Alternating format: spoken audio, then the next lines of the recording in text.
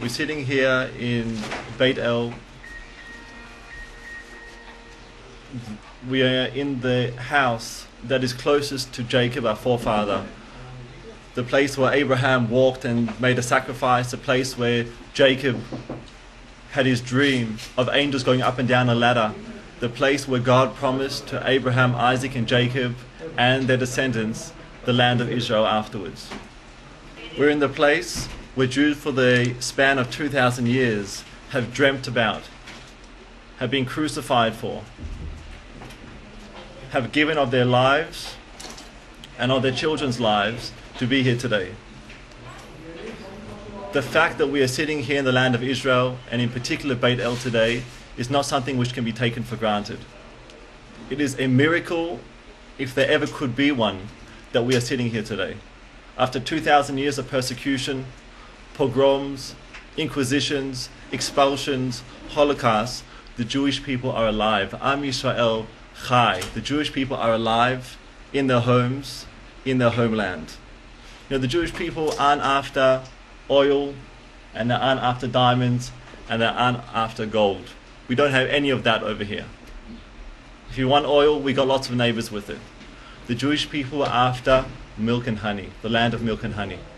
The Jewish people are after the soul. They're after the land of heart, the land of soul, and that is why we're here today. The decision that we've seen given down by the Israeli government and the Israeli Supreme Court is a decision which does not represent the Jewish people. It is a decision made under immense international pressure. Let me remind you, pressure by the same international community who refused refuge to the refugees of the Holocaust. That is the pressure that we are under here in Israel. The most ethical and moral nation, the only democracy in the Middle East. In fact, one of the 3 judges in the Supreme Court who ruled that these homes need to be demolished was himself an Arab. I myself cannot go into Egypt or into Jordan with my prayer shawl, with my talit. If I am seen in Lebanon, I will be shot. If I enter Iran, I will be hung. That is the situation we live in the Middle East, and that is the situation where we can define Israel as different. Israel gives rights to minorities, and we are proud of that.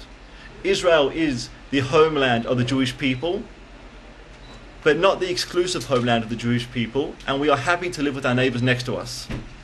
We just hope, we wish and pray that they would be happy to live next to us too. As I said, this is a dark day for Israel, but it's not only a dark day. This is the evening before the morning. This is the darkness before the light. This day marks for us not only destruction of buildings, it marks for us the beginning of new building, of new neighborhoods. The Ulpana neighborhood is going to expand to a lot more than 33 houses as we see them today. It is going to expand to 330 in its first stage, and then on and on and on, and you can choose which indice to put next to it. The Jewish people are back in the land. The Jewish people are building. Nothing can crush the Jewish people. If a Holocaust cannot crush the Jewish people, 5 houses cannot crush the Jewish people. Am Yisrael Chai.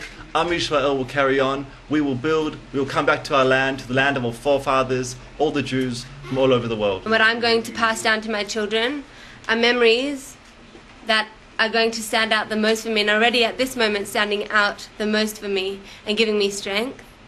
If you look at our door, you'll see hundreds of notes and letters from people all around Israel, from Beersheba, from Ra'anana, from Tel Aviv, all over. People brought us gifts with each of those letters. There have been girls coming in to help us pack, help us with our children, whatever we need for support.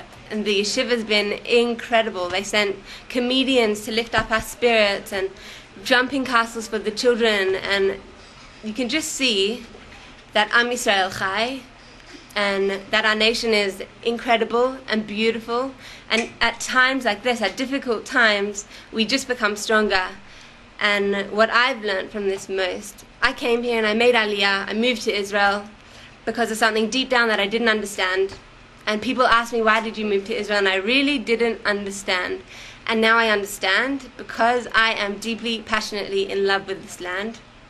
And through this story, the minute someone tries to take away something for you that you love, you go crazy. And I'm going crazy for this land. And thank God I'm going to stay in this land. And I'm Yisrael Chai, and this land brings out a beautiful side in our nation, brings out a beautiful side in our family, and I am so proud to be living here, and I will continue living here for the rest of my life. Well, you have to understand, this is a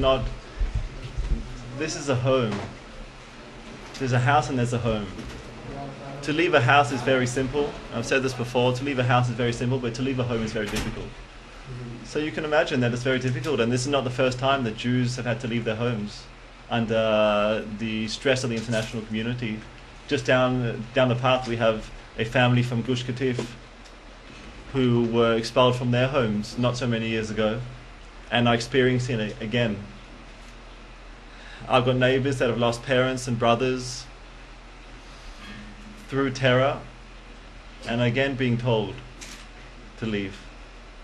You can imagine there's not a simple time for anybody. And as I said, it's not a happy day in Israel. At the same time, it marks the beginning of many happy days for us.